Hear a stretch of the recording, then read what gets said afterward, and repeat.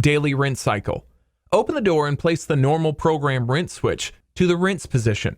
Close the door and place a minimum 400 milliliter container under the dispense nozzle. Press the button under rinse on the screen. Press any beverage selection button. The dispenser will automatically run hot water through both soluble mixing chambers and flush the espresso brew chamber with hot water. After the rinse cycle is complete, discard the rinse water collected in the container. Finally, open the dispenser door and place the normal program rinse switch back to the normal position. Daily parts washing. Daily remove and wash the drip tray cover and place in a mild detergent solution. Rinse and dry thoroughly. Replace the drip tray. Wipe the lower front panel, door, and cabinet with a clean, damp cloth. Clean cycle. Open the door and put the normal program rinse switch to the rinse position. Press the button under Clean on the screen. When the screen prompts you to add cleaning tablet, open the dispenser door and drop in a cleaning tablet into the opening of the espresso brew chamber.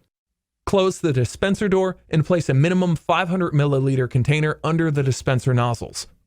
Press the button under Next. When the screen displays Press Dispense to start, press any beverage dispenser button to begin the cleaning cycle. The screen will show Cleaning Cycle in Progress. Press any button to stop. When the cleaning cycle is complete, the screen will display Select Mode, Rinse Clean. Discard the wastewater collected from the cleaning cycle and open the dispenser door. Place the normal program rinse switch to the normal position. Espresso brew chamber. We recommend that you clean the espresso brew chamber after every 2,000 cycles.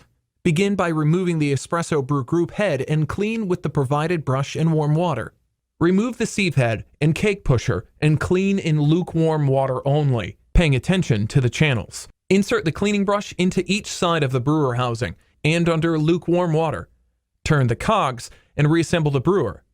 Make sure that the gear wheels are aligned for sieve head insertion. Reattach the water inlet hose and place the brewer back in the drive unit. Reconnect the outlet hose and, if present, slide the red retaining clip to the right.